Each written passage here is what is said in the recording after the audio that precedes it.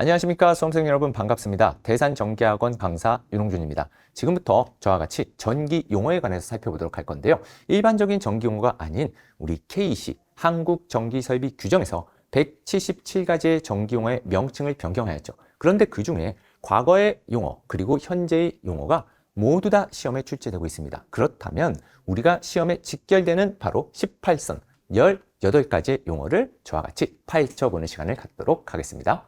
첫 번째 용어, 연가입니다. 우리가 공부를 할 때 연가라는 용어를 많이 보시게 될 텐데요. 이 연가라는 용어는요, 실제로 이러한 그림으로 우리가 공부를 하실 거예요.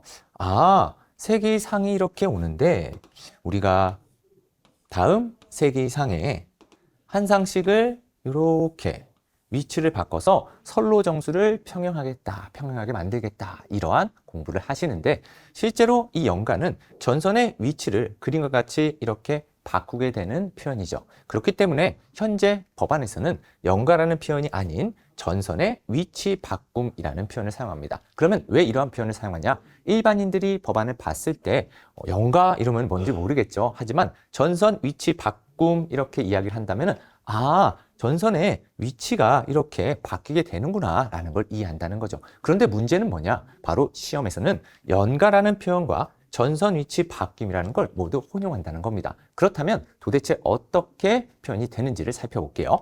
자, 우리 전력공학 과목에서도 연가가 나오고요. 전기설비 기술기준 과목에서도 연가라는 표현이 나오긴 합니다. 그러면 전력공학에서 선로에서 연가를 실시하는 이유는 이렇게 나오죠. 그러면은 그렇죠. 우리 얘를 전선의 위치 바꿈을 하는 이유는 이렇게도 나올 수 있다는 겁니다. 그러면은 선로전수 평형 이거를 답안으로 하시면 되는데 이제 좀 아쉬운 거는 실제로 이 연가라고 공부를 많이 하시긴 할 거예요. 전력공학에서는. 그런데 전선의 위치 바꿈 이렇게 출제가 되더라도 동일한 문제고 동일한 표현이다라는 거를 우리가 인지를 해야 된다는 거죠. 그렇다면 전기설비 기술기준에서는 어떤 게 도대체 있는가 봤더니 저압 또는 고압 가공전선과 약전류 전선이 병행 시 2m 이상 이격시킬 것. 혹시 공부하신 분들은 이거 뭔지 아시나요? 제가 그림으로 보통 이렇게 설명을 드리는데 우리가 이렇게 전력선이 있습니다. 그런데 저쪽 어디선가 또 이렇게 약전류 전선이 오고 있다는 거죠. 그러면 전력선과 약전류 전선의 이격거리는 해서 2m 이상 이격을 시켜야 우리가 유도장애 발생에 영향을 미치지 않는다. 그런데 2m를 띄었대요. 근데 유도작용이 발생한다고 합니다. 그러면 어떻게 해야 되냐? 그러면 우리가 거리를 늘린다. 가장 간단한 방법이겠죠. 그런데 또 연가를 실시한다. 그런 표현이 있거든요. 그런데 이 연가가 전선 위치 바꿈을 실시한다. 이렇게도 답안으로 측정이 될 수 있다는 거죠. 그래서 연가는 뭐다? 그렇죠. 전선의 위치 바뀜이다. 전선의 위치 바뀜은 뭐다? 연가다. 이렇게 양쪽 다 기억을 해 두시길 바라겠습니다. 자, 다음으로 두 번째 용어, 바로 연접이라는 뜻입니다. 그런데 이 연접이라는 의미가 현재 이웃 연결이라는 의미로 많이 사용되고 있는데요. 이게 도대체 또 무엇이냐? 우리 법안에서 보통 이렇게 예시를 많이 두죠. 연접 인입선 그리고 이웃 연결 인입선, 이게 같은 선이다. 그러면 도대체 이게 어떻게 생긴 선이냐? 우리 집이 있어요. 자, 우리 집으로 어디선가 가공 인입선이 이렇게 들어왔습니다. 그런데 변압기의 용량만 충분하다면 우리 집에서 옆집 친구네 집으로 전력을 보내줄 수 있다는 거겠죠. 이때 그쵸. 이웃끼리 연결했다. 그래서 얘를 이웃 연결 인입선이라고 하는데 얘는 원래 과거에 쭉 연접 인입선으로 왔던 용어라는 거죠. 그런데 시험에서는 연접 인입선의 시설에 대한 사항 또는 이웃 연결 인입선에 대한 시설에 대한 사항, 이렇게 두 가지 모두가 계속 나오고 있습니다. 그렇기 때문에 우리는 이 두 가지 용어를 반드시 다 기억을 해 두셔야 되고요. 이제 법안에서는 우리 연접 인입선은 어떤 거냐, 이웃 연결 인입선은 어떤 거냐를 찾는 문제들도 있습니다. 그래서 한 수용 장소의 인입선에서 분기하여 지지물을 거치지 아니하고 다른 수용 장소. 키워드는 원래 이거죠. 한 수용 장소에서 다른 수용 장소, 우리 집에서 옆집 친구네 집으로, 바로 이게 키워드긴 한데 얘의 제목이 도대체 뭐냐 그거죠. 바로 연접은 이웃 연결과 같다. 그래서 실제로 적용되는 게 이러한 식으로 문제가 나온다는 겁니다. 연접 인입선의 시설로 알맞지 않은 것은 뭐랑 똑같은 거다? 이웃 연결 인입선의 시설로 알맞지 않은 거. 그러면 이거 한번 해볼까요? 우리 이게 물론 객관식이겠지만 공부를 좀 하신 분들은 바로 알아채실 겁니다. 연접인입선 또는 이윤연결 인입선에 안 되는 거, 그쵸? 일단 가능한 거를 먼저 볼게요. 저압만 가능하다. 저압만 가능하다. 그리고 이제 안 되는 것들을 보면요. 우리 3금지법이라고 제가 이렇게 같이 공부를 하는데 우선 100m 초과할 수 없다. 100m 초과 금지. 자, 이건 뭐죠? 우리 집이 지금 제가 노량진에서 촬영을 하고 있거든요. 그런데 옆집 친구가 저기 잠실에 살고 있어요. 그렇다고 해서 잠실로 쭉 연결해주면 되는데 안 된다는 거죠. 그래서 100m 초과할 수 없다. 그리고 도로폭 5m 초과할 수 없다.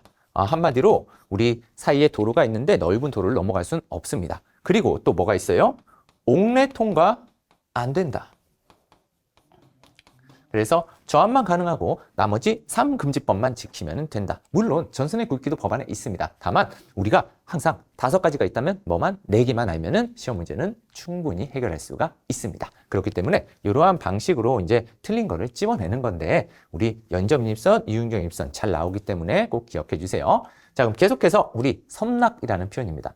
우리가 섬락을 많이 쓰는 건요. 일반적으로 어떠한 이 전선로가 있는데 와, 벼락이 꽝 하고 쳤대요. 그렇다면 벼락이 팡 치면서 물론 불꽃이 팡 날 겁니다. 이 벼락 맞은 걸 우리가 섬락되었다고 하는데 얘를 불꽃방전이라고 합니다. 뭐 불꽃머리도 아니고. 그런데 뭐 표현은 맞아요. 실제로 불꽃이 나기 때문에.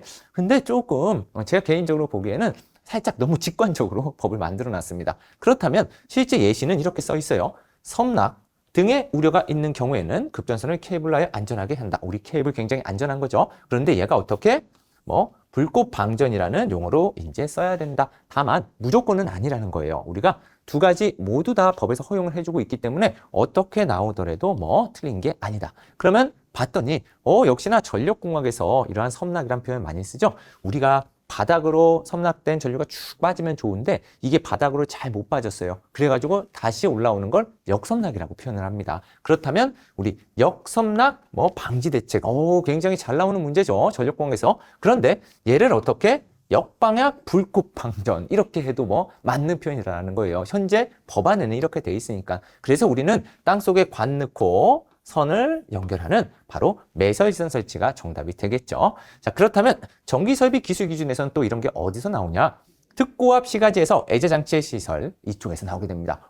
특고압 애자장치 50% 충격 과거에는 섬락 전압 값이 그렇게 돼 있었죠. 그 전선에 근접한 다른 부분을 지지하는 애자장치 값에 110% 사용, 130% 초과하는 경우는 105% 이상인 것. 이거는 뭐예요? 그렇죠. 아무래도 특고압 시가지는 너무 위험합니다. 특고압이 시가지로 들어왔을 때는 애자를 좀 더 보강해라. 그런데 무슨 뜻이에요? 130kV 기준으로 만약에 값이 그 이하다. 그러면은 110% 적용해주고 그리고 초과다.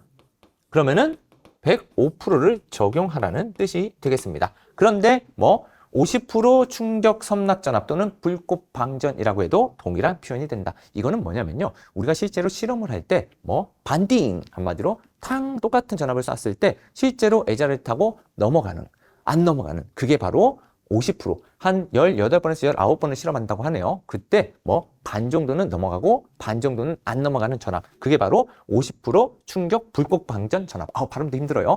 충격 섬락 전압 이렇게 많이 얘기하거든요. 그래서 섬락과 불꽃 방전은 동일한 표현이구나. 이 정도를 기억해 주시면 되겠습니다. 그럼 계속해서 가선이라는 표현인데요. 가선은 과거도 우리가 전선을 설치할 때 어떠한 가선 방식 이런 말을 하죠. 그래서 가선은 전선 설치다라고 되어 있는데 우리 전차선의 가선 방식 법에서 정말 많이 나오는 문제입니다. 그렇죠? 특히나 전기철도에서 과거의 단골 문제였죠. 전차선의 가선 방식 또는 전선 설치 방식으로 가공 방식, 강체 방식, 제삽, 레이 방식으로 분류한다. 우리 가공 방식은 뭐예요? 그렇죠? 공중에 떠서 우리가 평상시에 계속 쓰던 이러한 가공 방식. 선생님, 전선을 왜 이렇게 안 그리죠? 우리가 전차선 같은 경우는 팽팽하게 유지를 해야 되기 때문에 그렇습니다. 그래서 여기에 전차를 이렇게 거는 게 가공 방식. 그리고 강체 방식 같은 경우는 뭐예요? 그렇죠. 터널안 같은 경우에 우리가 강체라는 느낌이 애자 느낌이에요. 강체라는 걸 달아서 이렇게 연결하는 방식이 강체 방식. 그리고 제3 레일 방식은 우리 법에서 일반적으로 유의용 전차, 놀이용 전차라고도 현재 얘기하고 있는 바로 그러한 데서 레일에 직접 전류를 흘리는 방식이 제3 레일 방식으로 이렇게 구분이 되겠죠. 그래서 전차선의 가선 방식 하면은 전선의 설치 방식. 자, 그러면 지금부터 문제로 실제로 만나게 되면 이렇게 만난다는 겁니다. 전차선의 가선 방식으로 알맞지 않은 것은 얘가 뭐랑 똑같다? 전차선의 전선 설치 방식으로 알맞지 않은 것은. 자, 이 정도는 어때요, 선생님들? 그렇죠? 이 정도는 그래도 내가 가선 방식 그러면은 어떻게 설치해야 되는지 그거라고 이해를 하셨다면은 충분히 두 개 동일하다고 보실 수 있습니다. 자, 계속해서 다섯 번째, 경관입니다. 이 경관도요, 실제로 이 경관이라고 부르는 경우도 꽤 많습니다. 그런데 이 경관이라는 것 자체가 우리가 여기 지지물이 있고 여기 또 다른 지지물이 있을 때 이렇게 연결이 되겠죠. 그때 바로 이 지지물과 지지물 사이의 간격을 경관이다라고 하는데요. 우리 예시로 지금 가공전술의 표준 경관 이렇게 돼 있는 것들이 이제는 지지물 간의 경관이라고 조금 더 직관적으로 설명을 해주고 있다는 거죠. 자, 요거 혹시 외우고 계신가요? 공부 좀 하신 분들. 자, A종 지지물은 뭐예요? 얇은 거. B종은 뭐예요? 두꺼운 거. 철탑은 되게 큰 거. 선생님 너무 성의가 없습니다. 뭐가요? 얇은 게 뭡니까? 법적으로 몇 센치 이런 게 있을 텐데 아닙니다. 얇은 지지물. 그러면 선생님 얇은 지지물이 도대체 뭡니까? 가로등 같은 거. 그 정도의 굵기 한 요만한 거. 두꺼운 지지물 뭡니까? 이만한 거. 선생님 어떻게 구분합니까? 안아보면 돼. 사랑으로. 뭘요? 전봇대를. 그러면 전봇대가 이렇게 안에 팍 하면은 좀 조그맣죠? A종. 안한겨. B종입니다. 그래서 얇은 지지물, 두터운 지지물이라고 이야기를 하고 있죠. 그럼 얇은 지지물일수록 당연히 경관, 간격이 어때? 좀 법적으로 제재가 많이 돼 있고 그리고 B종이나 튼튼한 거일수록 좀 더 넓은 경관, 지짐 사이 간격을 넓게 준다라는 표현입니다. 그렇다면 얘도 문제로 이렇게 나온다는 거겠죠. 고압 가공전선을 B종 지지물로 실할 경우에 경관은 몇 미터냐 이렇게 기존에 쭉 나왔다면 현재는 고압 가공전선을 B종 지지물로 실할 경우 지지물 간의 거리는 이렇게 나오더라도 얘네들은 같은 거구나 라고 생각해 주시면 되고요. 당연히 기존에 아직도 경관이라는 표현은 씁니다. 그렇기 때문에 이렇게 나오든 동일한 문제다라고 봐주시면 되겠죠. 자, 계속해서 병가입니다. 자, 우리가 병가 또는 공가 이러한 동의지지물법이라는 공부를 하시는데 동의지지물이 선생님 또 뭡니까? 자, 우리가 이렇게 전봇대가 있어요. 전봇대가 있는데 여기에 제가 특고압을 이렇게 보냈대요. 특고압을 막 보냈어요. 그런데 이 아래쪽으로 저고압을 보낼 수 있다는 겁니다.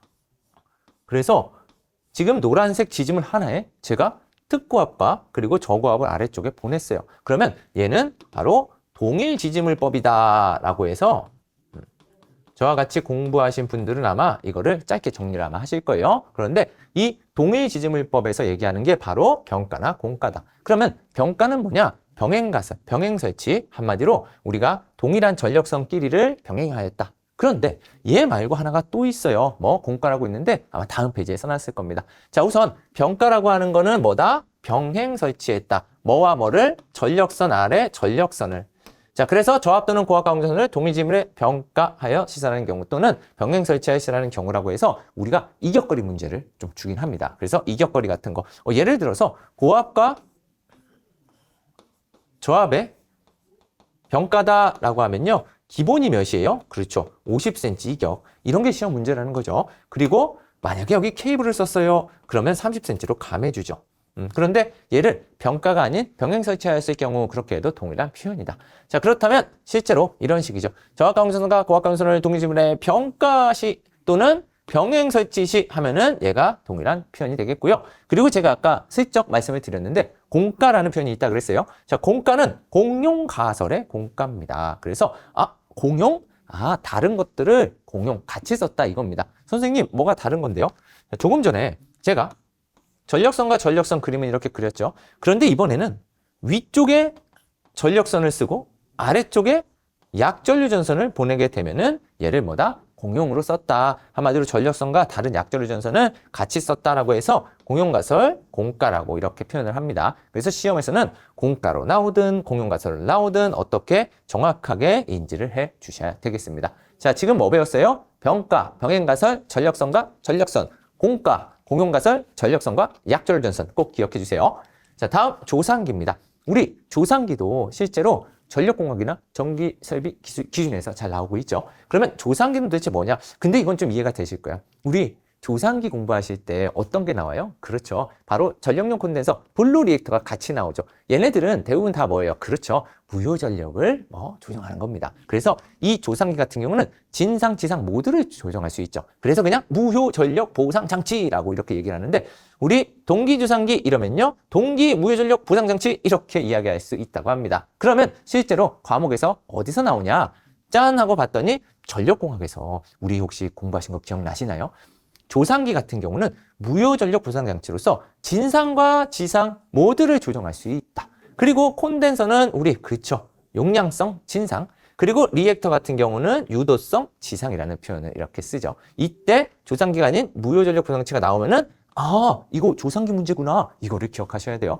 그리고 전기설비 기술 기준에서도 나오게 됩니다. 바로 전용형 캐피시터 블루 리액터에 이러한 걸 보호장치 파트라고 우리가 부르죠. 그래서 보호장치 파트는요, 실제로 우리 발전기의 보호장치, 특고압용 변압기의 보호장치, 그리고 바로 이 조상설비의 보호장치. 그러면 이 조상설비의 보호장치 안에서도 전력용 캐피시터나 블루 리액터 같은 경우는 우리 정직이죠. 용량이 작은 정직이.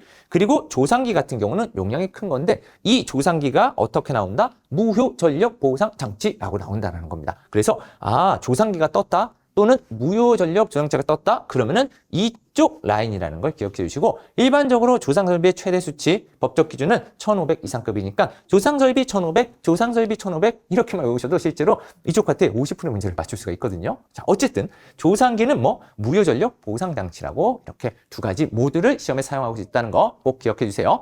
자, 계속해서 8번째, 분진입니다. 이거는 좀 쉬워요. 그렇죠? 우리 분진이 많은 장소, 이러면 먼지가 많은 장소거든요. 그렇기 때문에 예시, 폭연성 분진. 폭연성이라는 건 뭐예요? 뻥! 아크 튀면은 즉시 폭발. 그래서 폭연성 분진이 많은 장소, 이러면은 우리 항상 폭연성이든 가연성이든 합금캐 그렇게 공부합니다. 이제 원래 폭연성은 금캐고 가연성은 합금캐인데 우리가 같이 퉁쳐서 공부하면 편하죠. 자, 그렇다면 이쪽도 한번 보도록 할게요. 우리 정기설비 기술 기준에서 폭연성 분진 위험 장소, 그리고 가연성 분진 위험 장소, 이런 말이 나오는데, 얘는 그냥 분진은 먼지와 같은 표현이다, 이렇게 간단히 기억하시면 되겠죠. 자, 그런데 이쪽 공부하실 때 만약에 지금 처음 보시더라도 제가 한 가지만 말씀을 드리면, 폭연성 분진은 즉시 폭발, 아크가 튀면 뻥 하면은 금속관 케이블, 금캐. 그리고 가연성 분진은 합성수지관, 금속관 케이블. 근데 선생님, 합성수지관 자체가 플라스틱 느낌 아닌가요? 그런데 여러 가지를 합성해놔서 한 20분 정도는 불에 견딥니다. 그렇기 때문에 가연성 분진 위험 장소에는 합성수지관이 가능하다, 안 하다? 가능하다. 그래서 합금캐. 선생님, 근데 얘랑 다른데 그냥 이걸 퉁 쳐서 합금캐 외워도 되나요? 괜찮습니다. 큰 문제는 안 생겨요. 우리가 만약에 다음 어쩌고저쩌고 분진, 먼지가 있는 장소에서 사용 불가능한 공사는, 그러면은 합금캐 빼고 찍는다. 그러면 가능한 공사는 합금캐 중에 찍는다. 근데 선생님, 다르잖아요. 일단 불가능한 공사 같은 경우는 얘가 나올 수가 없어요. 왜? 합금캐 보기 3가지 주고 나머지 하나를 찍는 문제겠죠. 그런데 가능한 공사 같은 경우는 유의를 좀 하셔야 돼요. 이 합금캐 중에 찍는 건 맞는데, 만약에 보기에 합성수지관, 금속관이 다 있어요. 그럼 어떻게 하셔야 돼? 이거는 더 단단한 폭연성 문제겠구나. 금속관 찍는다. 만약에 합성수지관, 금속관 같이 있으면 그건 폭연성 문제일 거예요. 그래서 금속관 찍는다. 그렇게 공부해 주시면 되겠습니다. 자, 계속해서 인류라는 뜻이네요. 인류, 우리의 전 인류, 이런 거 아닙니다. 우리 인류라는 건 당기는 거. 그래서 우리가 대표적으로 많이 인류라는 걸 보는 게 바로 철탑의 종류, 바로 다음 페이지에 나오게 됩니다. 그런 것에서 나오는데, 견고하게 인류할 것, 한마디로 견고하게 잡아당길 것이라는 뜻으로 좀 더 편하게, 실제 이 용어는 혹시 이 잡아당길 것, 이거를 보시면 더 편하긴 합니다. 우리가 인류형 철탑 이러면 어떤 거냐면요, 가장 끝에 있는 철탑이거든요. 그래서 그러한 철탑의 종류를 이렇게 표현할 때, 직선형과 각도형, 얘네는 3도 기준으로 그 기준을 둡니다. 우리가 쭉쭉쭉쭉쭉쭉쭉 1따로 가면 직선형, 그리고 가다가 삑 하고 꺾이면은 벡터합을 받으니까 각도형인 좀 더 튼튼한 놈을 사용해야 되고요. 그리고 인류형 같은 경우는 현재 이름이 근데 별로 안 예뻐. 잡아당김형. 인류가 잡아당김이라고 해서 잡아당김형이래. 이러한 용어는 좀 안 바꿔줬으면 좋겠는데, 이 잡아당김형 철탑 좀 이상하잖아요. 그렇죠? 하지만 이해를 돕기 위해 법정 용어는 이렇게 바뀐 겁니다. 그래서 혹시나 시험에서 인류형이 나왔다, 그럼 맨 끝에 있는 놈이거든요. 그래서 전체 장력, 불평형 전체를 받는 애예요. 그러다 보니까 전 가섭선을 잡아당기는 곳에 사용한다. 요게 바로 키워드입니다. 다른 것을 인류한다 또는 잡아당긴다. 그래서 요것도 실제로 전 가섭선을 인류하는 곳에 사용하는 거. 그러면은 인류형. 전 가섭선을 잡아당기는 곳에 사용하는 거. 그러면은 뭐 잡아당기명. 그런데 키워드는 이 잡아당기는 또는 인류라는 표현이 아니에요. 사실 이 문제는. 왜? 다음 중 알맞은 것은 그렇게 묻거든요. 그렇다면은 어떻게? 요 전 가섭선의 키워드를 잡으셔야 된다는 겁니다. 아시겠죠? 그리고 사실 셔틀의 종류는요. 지금 여기서 용어 아닌 요놈이 제일 중요해요. 내장형 철탑. 경관의 차가 큰 곳에 무제한까지도 뽑을 수 있는 요 내장형 철탑이 시험에서 제일 잘 나옵니다. 다만 지금은 뭐 하는 시간이야? 전기 용어를 보는 시간이죠. 그렇기 때문에 얘를 한번 다뤄본 겁니다. 자, 그럼 계속해서 다음 유희용입니다. 자, 우리 유희용 전차, 누리용 전차. 그러면 누리용? 누리공원? 그렇죠. 우리 롯데 이런 데 가면요.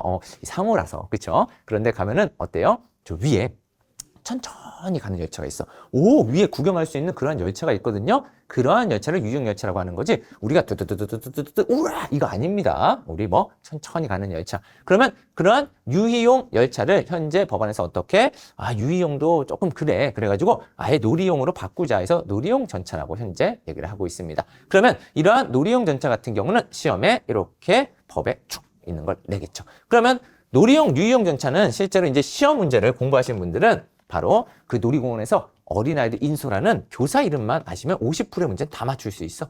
바로 이 직육이. 그래서 직류 60. 여기 보시면 놀이용 열차는 어떻게 해요? 그쵸? 직류 60, 교류 40. 직류 60, 교류 40. 요게 시험 문제로 잘 나오는 건데 뭐 지금이야 용어기 때문에 유형 열차든 뭐 놀이용 열차든 전차든 뭐 나오면 어떻게 한다? 동일한 열차구나 라는 거를 기억해 주십니다. 뭐 유희용은 이렇게 보는 거고 놀이용은 우와 이런 거 아니라는 거예요. 둘 다 동일한 표현이다라는 걸 기억해 주세요. 자, 계속해서 11번째 근가입니다. 선생님 근가는 뭐죠? 전주 버팀대라고 하죠. 그래서 이게 전주 버팀대도 있지만요. 우리가 근가를 사용한다 그러면은 지선도 어떻게 땅속에 이렇게 들어가는 선이에요. 그럼 얘도 탕하고 빠지면 안 되니까 근가 같은 거 설치합니다. 그래서 우리가 그냥 대표적으로 전주 버팀대 이러면은 이렇게 땅이 있겠죠. 그러면 이쪽에 이렇게 근가를 탁 설치해서 요놈 안 쓰러지게 안 뽑히게 이렇게 설치하는 요 빨간색이 바로 근가. 그런데 얘도 이 의미는 되게 좋아요. 어떻게? 집안이 연약한 곳에서는 견고한 근가를 시설할 것. 이거보다는 사실 전주 버팀대, 전주가 버티는 걸 도와주는 걸 시설할 것. 그럼 이해는 확실히 쉽긴 하죠. 하지만 시험에서는 근가라는 표현이 나올 수도 전지 버팀대라는 표현이 둘 다 허용되고 있습니다. 그래서 봤더니 바로 지선 또는 지지선의 시설. 지선. 우리 전기설비 기술 기준에서 1위 문제, 역대 40년 동안 1위 문제는 바로 지선입니다. 그래서 우리 지선을 공부할 때는 가장 대표적인 게 먼저 첫 번째 유형. 철탑은 지선을 사용해서 그 강도를 분담시켜선 아니 된다라는 게 첫 번째 유형이고요. 그리고 지선엔 5가지가 있다 해서 쭉 공부하시는 게 있어. 그런데 그거 말고 바로 지선을 이렇게 제가 써볼게요. 자, 이쪽으로 장력이 너무 많이 발생해. 그러면은 얘가 쓰러질 것 같아요. 그래가지고 여기에 고정해서 탁 하고 내리는 게 지선인데 지금 이 지선이요. 아무래도 톱하고 이러한 근가를 설치해놔야 바로 버팀대를 설치해놔야 어떻게 얘를 쭉 해서 고정을 시켜줄 수 있겠죠. 그렇기 때문에 우리 지중해 및 지표상 30cm 한마디로 0.3m는 3cm죠. 요 정도는 우리 부식이 일어날 수 있어요. 그래서 이 정도는 내기성이 있는 것 또는 아연 도금을 한 철봉을 사용하고 쉽게 부식되지 않는 근가에 견고하게 붙일 것 이렇게 나와 있는 겁니다. 그래서 이러한 근가는 전주 버팀대라고 생각해 주시면 되겠죠. 이런 것도 시험에 잘 나오는 바로 지지선에 나오는 내용이니까 꼭 기억해 주세요. 자, 그럼 계속해서 교량, 다리. 이거는 근데 워낙 상식적이기도 해서 우리 교량이다 그러면은 어떠한 천 같은데 이렇게 다리 있잖아요. 이렇게 다리 있고 그리고 나중에 우리가 이렇게 하면은 교량 위에시라는 전설로 다리 위, 밑에는 물이 지나갑니다. 이런 걸 우리가 교량이라 그러죠. 그래서 그냥 예시는 뭐 지금 전설로와 교량 다리의 시라는 전설로 이게 동일한 표현이다라는 뜻인데 실제로 이제 적용이 되면 어디에 되냐? 이렇게 법에 써 있다는 거죠. 바로 교량의 시라는 전설로 이걸 이제 어떻게 다리의 시라는 전설로 교량의 윗면에 시라는 것은 전선의 높이를 다리의 노면상 5m 이상으로 시설할 것. 한마디로 우리 어떤 거? 요 다리가 뭐랑 똑같다? 교량이랑 똑같다라는 표현입니다. 그래서 우리가 교량으로 나올 수도 있고 그리고 뭐 다리로 나올 수 있다. 그런데 얘 같은 경우는 그림만 딱 기억하시면 어때요? 쉽게 해결할 수 있는 부분이 되겠죠. 자, 계속해서 13번 첨가 설치입니다. 우리가 이 첨가 설치는 법에서 어디서 나오냐? 통신선 라인에서 나와요. 그런데 이 통신선이 나홀로 갑니다. 그러면 그냥 통신선이야. 그런데 전력선의 지지물에 시설하는 통신선을 우리가 첨가 통신선이라고 불러요. 첨가 통신선. 그런데 이제 이 첨가 설치라는 표현을요. 전선 첨가 설치라고 요것만 좀 넣어달래. 왜? 그냥 첨가했더니 뭔가 조금 부족했나 봐요. 2% 부족했나 보죠. 그래서 지지물에 첨가 설치하는 통신선, 얘를 뭐 첨가 통신선이라고 하는데 이제는 지지물에 전선 첨가 설치하는 통신선 이렇게 얘기하는 겁니다. 얘는 조금 더 명확성을 올려줬을 뿐 용어가 대단히 바뀐 건 아니에요. 자, 그렇다면 실제로 이제 법안에 사용전압이 229 가공전선로의 당겹지 제한 중성선과 첨가 통신선의 이격거리는 몇 이상이어야 됩니까? 그래서 법안에 관해서 얘를 맞추는 문제들이 있죠. 이런 문제 어려운 문제입니다. 나중에 공부를 하시게 되면은 229 가공전선로의 다중접지한 중성선과 자 가공전선로와 첨가 통신선과의 이격거리와 중성선과의 첨가 통신선 이격거리는 다릅니다. 229 중다접과의 이격거리는 75cm고 이것의 중성선과는 60cm입니다. 그럼 이게 선생님 무슨 말입니까? 여기 거를 한번 제가 보여드릴게요. 이거는 우리가 이렇게 229이 있대. 그런데 당연히 이 밑에 뭐가? 그쵸. 뉴트럴, 중성선이 지나가겠죠. 그런데 이 아래쪽으로 뭘 하겠대요? 첨가 통신선을 넣겠다는 겁니다. 그러면 아무래도 이격거리가 다르긴 하겠죠? 그쵸? 어디랑? 여기랑. 이때 75cm. 그리고 이때 60cm라는 굉장히 디테일한 법안이 있어요. 공부할 때도 너무 어렵다. 그쵸? 그렇지만 그림으로 보면은 너무 당연하다라는 거죠. 그래서 이러한 걸 얘기할 때 이 첨가를 그냥 첨가라고 쓰지 말자. 어떻게 쓰자? 그렇죠. 바로 전선 첨가라고 사용하자. 그래서 문제로 나올 때도 어떻게 그냥 첨가 통신선이 아닌 전선 첨가 통신선 이렇게 출제가 되니까 이러한 부분 체크해 주시고요. 그리고 14번째 조속기입니다. 이 조속기는 또 전력공학에서도 그리고 기기에서도 그리고 법에서 나오는데 법에서는 잘 안 나와요. 실제로. 자, 다만 이 조속기는 속도 조절기. 좀 더 명확하긴 합니다. 얘도. 자, 그러면 조속기에 동기기 속도. 이게 붙어 있는 경우가 있어. 그럼 말하기도 힘들어요. 무구 속속도. 이상하잖아요. 이게 무구속 속도. 구속을 한다? 안 한다. 그쵸? 구속을 안 하는 속도. 한마디로 우리 조속기가 작동하지 않을 때 도달하는 최대 회전 속도를 동기기의 무구속 속도라고 이야기합니다. 그런데 이때 이 조속기, 얘가 바로 속도를 조절하는 장치인데 얘가 작동하지 않는데요. 그럼 당연히 구속이 안 되겠지. 속도를 조절을 못 하겠죠? 그랬을 때 이 조속기를 속도 조절기라고 이제 이야기를 하자라는 표현이 되겠습니다. 자, 그렇다면 얘 같은 경우 우리 전력공학에서 앞에 거는 이제 법문이니까 전력공학에서 이렇게 보면요. 조속기는 뭐다? 속도 조절기다. 수차의 회전 속도를 일정하게 유지하고 조속기가 예민한 경우에 난조 또는 탈투를 일으킬 수 있겠죠. 그래서 실제 전력공학 문제는요. 요 놈을 찍어내는 문제가 있죠.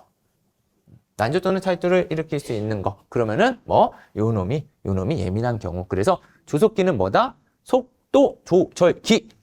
이건 어렵지 않죠. 왜? 우리가 일반적으로 공부를 정상적으로 이렇게 수업을 다 듣고 했다면요. 이 조속기가 속도 조절기라는 걸 선생님들이 얘기를 해주신다고요. 그렇기 때문에 어렵진 않지만 실제로 시험 문제, 과거 시험 문제를 기출문제 보다 보면은 속도 조절기라고 나오는 경우가 잘 없죠. 그런데 어떻게 앞으로는 속도 조절기로 변경해서 낼 수도 그리고 기존에 사용했던 거를 낼 수도 있다는 표현입니다. 자, 계속해서 15번째.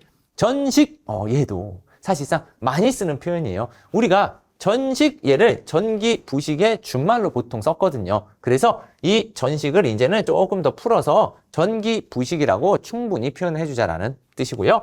우리 다른 시설물의 전식 작용에 의해 장애를 줄 우려가 있는 경우 이럴 때 전식이라고 쓰지 말고 좀 풀 버전으로 써주자 그러한 표현입니다. 그래서 얘도 그렇게 어렵진 않은데 우리 전기설비 기술기준에서 전식방지 회로의 사용전압은 직 60V 이하건 요새 CBT 시험에서 제일 그냥 대표적으로 나오죠. 이 전식방지 회로에서는 요 60V 찍는 거. 요거. 그런데 전식방지라는 건 도대체 어떤 거냐? 우리 땅만 봐도요. 접지가 돼 있으면 나쁜 게 찌직 나갈 거예요. 그런데 이 근처에 뭐가 관 같은 게 있으면 아무래도 얘가 띡 하고 닿게 되면은 쫙 타고 가다가 어딘가 관의 이음부 같은 데서 뻥 하고 구멍이 나겠죠. 그래서 얘는 최초에 이쪽에 전압이 형성돼서 그렇죠. 한마디로 전위가 발생했죠. 전기적 위치 에너지. 그러면 전기적 위치 에너지를 없애는 전식 방지 장치를 설치하게 되면 양극 이렇게 그렇게 되면은 이쪽에도 전위를 팡, 여기 전위 팡, 여기는 전위 빵. 그러면 이쪽으로 빠져나가겠죠. 바로 이런 게 뭐 전식 방지 회로다라고 생각해 주시면 되겠습니다. 그래서 우리 전식 방지는 뭐다? 전기 부식 방지. 그렇게 풀 버전으로 기억해 주시면 되겠고요. 자, 다음으로 16번. 메쉬와 그물망. 이것도요. 실제로 선생님들께서 혹시나 실기시험이나 이런 거 쓰실 때 동일한 표현이기 때문에 다 가능하십니다. 그러면 메쉬, 우리 여름에 더워해서 어떻게 메쉬 재질 입는다 그러잖아요. 그게 메쉬 재질은 이렇게 그물 모양이죠. 그래서 메쉬를 그냥 그물망이라고 얘기하자라고 돼 있고요. 그러다 보니 우리 예시, 메쉬형, 그물망형, 바닥 밀폐형, 기타 유사한 구조물을 포함해 적용한다. 선생님 예시는 왜 이렇게 짧나요? 실제로 177가지 법안에 예시로 주어진 걸 그대로 들고 왔기 때문입니다. 그럼 선생님 이런 거는 어떤 거를 얘기하나요? 우리가 테이블 트레이 얘기할 때 밑에 환기형, 열 발산형 같은 거를 우리 통풍형이라고 부르거든요. 그럴 때 펀칭형이나 메쉬형 사용합니다. 그래서 이러한 메쉬형을 뭘로? 그물망형이다라고도 이야기를 하고요. 그렇다면 실제로 우리 전기설비 기술기준에서 더 잘 나오는 파트는 어디냐? 바로 수레부 시스템이죠. 이 수레부 시스템은 수가 받을 숫자로 수비수, 그렇죠? 수비. 그러면 훨씬 쉽죠. 뭐를? 뇌를 받는 부분의 시스템. 한마디로 가장 대표적인 건 우리 건축물이 있으면 선생님들 다 아시는 뭐예요? 바로 이 피레침. 그렇죠? 이 피레침을 법에서는 돌침이라고 이렇게 부르죠. 그럼 이거 말고도 다양한 방식을 사용할 수가 있는데 이때 우리가 메쉬 도체 이렇게 얘기를 합니다. 그러면 메쉬 도체법은 그물망 도체법으로 실제로 이렇게 벽에다가 붙이거나 땅바닥에 붙이는 겁니다. 그러면 이러한 식으로 만드는 바로 수레부 시스템 방식이 있고 얘를 뭐라고도 얘기할 수 있다? 바로 그물망이라고도 이야기할 수 있다. 그래서 나중에 혹시나 실기에서 쓰실 때 메쉬가 잘 기억이 안 나. 그럼 그물망이라도 쓰시고 그물망이 기억이 안 나. 그럼 메쉬 도체법 이렇게 쓰시면은 문제가 되지 않겠죠. 자, 계속해서 말구입니다. 이 말구는 도대체 무엇을 얘기하냐? 우리 목주가 있어요. 그럼 목주 같은 경우는 나무로 된 지지물이죠. 그럼 목주는 내가 쭈쭈쭈 나무를 잘랐어. 그러면 위쪽이 얇아요? 아래쪽이 얇아요? 그쵸? 위가 얇고 아래가 두텁겠죠? 그래서 우리는 이 위쪽 지름을 굉장히 중요히 생각합니다. 왜냐면 얘가 어느 정도 받쳐주면 밑에는 알아서 굵게 된다는 거겠죠. 그러면 이 위쪽을 우리가 말구라고 불러왔는데 얘를 어떻게? 그냥 있는 그대로 표현을 하자. 위쪽 끝이라고. 그래서 우리 시험에서 목주 같은 거 나오죠. 그런데 얘는 농사용이에요. 우리 농사용 전술로는 뭐만 가능해? 목주만 가능하고 또 저압. 그쵸? 그래서 농사용 전술로는 목주의 저압을 사용하고요. 그리고 이때 우리 시험에서는 그러면은 몇? 9cm 이상일 것. 요게 나옵니다. 자, 그런데 제가 우리 시험에서는 막 이렇게 얘기해요. 그러면 왜 그러냐? 이러한 목주에 관한 부분이 목주에 한전 시험을 갔어. 근데 말구 부분을 묻고 있어. 그런데 조건이 달라졌어. 고압. 그러면 고압 목주니까 12cm예요. 왜냐면 우리 일반적으로 전기기사, 산업기사, 공사기사, 공사산업기사 또는 기능사를 공부하시는 분들께서는 말구 9cm 이렇게 많이 외우시거든. 근데 이걸 한전을 딱 갔더니 고압 목주의 말구인데 또 9cm 찍으면은 막 머리 아픕니다. 그래서 각각의 시험에 맞는 거를 디테일하게 외워주셔야 되지만 자, 문제는 지금 뭐다? 말구는 위쪽 끝이라는 표현을 쓴다라는 거를 기억해 달라는 겁니다. 자, 그래서 우리 농사용 저하가공전선로의 시설입니다. 그래서 목주의 굵기는 말구 위쪽 끝 지름이 0.09m. 이게 뭐예요? 이게 9cm죠. 이상일 것. 그래서 중요한 거는 말구가 위쪽 끝이라는 걸 기억해 주시면 되겠고요. 자, 계속해서 마지막 18선의 마지막입니다. 자, 부대 해가지고 이 부대는 어디서 나오냐? 우리 전기설비 기술 기준에 바로 수상전선로 쪽에서 나와요. 그래서 수상전선은 물 위에 이렇게 전선을 시작하니까 부대는 물 위에 둥둥둥둥 떠 있는 거거든요. 그래서 부유식 구조물이라고 한다. 그러면은 둥둥둥 떠 있는 거. 아니 이것도 부유식 구조물도 어렵네. 그쵸? 그냥 둥둥 떠 있는 구조물 이러지. 똑같은 표현입니다. 그래서 이 부대는 부유식 구조물이라고 이제 이야기를 하고요. 수상전로에 사용하는 부대는 쇠사 등으로 경과 연결할 것. 왜? 둥둥둥 떠 있는 거니까 어떻게 흘러가겠죠. 그렇기 때문에 경과하게 연결해놔라. 그래서 우리 수상전로의 시설의 법안을 보면요. 수상전로에 사용하는 부대는 쇠사 등으로 경과하게 연결한 것일 것. 수상전로의 전선은 부대 구조물 위에 지지하고 이거 아래로 지지한다 그러면 틀린 거죠. 물속이에요. 그렇죠? 물 위에 둥둥둥 떠 있는 거니까. 그리고 저는 피부는 손상하지 아니하도록 할 것이라고 되어 있습니다. 자, 여러분들 지금 여러분들께서 보신 게 총 177개의 변경된 용어 중에 우리 시험과 직결되는 18가지를 살펴본 겁니다. 그렇다면 선생님이 외적으로는요. 다 보실 필요는 없어요. 지금 얘 같은 경우는 왜 봤냐? 시험에서 자주 나왔던 파트들이에요. 그리고 좀 염려스러운 게 우리가 1년도에 KC가 바뀌고 나서 용어 변경은요. 보통 23년도 말쯤에 변경이 됐거든요. 그런데 시험에서는 두 가지 모드를 사용할 수 있는 게 법에서도 그렇게 써놨거든요. 두 가지 모드를 인용할 수 있다. 그렇기 때문에 시험에서는 새로 바뀐 용어 그리고 과거형을 모두 사용합니다. 그러면 문제는 누구냐? 24년도부터 공부하신 분들이에요. 그리고 그분들께서 이 교재를 받냐, 저 교재를 받냐에 따라서 어떻게 헷갈릴 수 있다. 왜냐면 실제로 아까 연접인입선과 이윤연결인입선은 느낌이 다릅니다. 그런데 이윤연결 인입선만 공부하신 분들이 연접인입선을 보면은 느낌이 어때? 이건 뭐지? 이런단 말이죠. 그래서 저와 같이 본 18가지 용어는 꼭 기억해 주시길 바라겠습니다. 여러분들 모두의 합격을 진심으로 응원하겠습니다. 수고 많으셨습니다.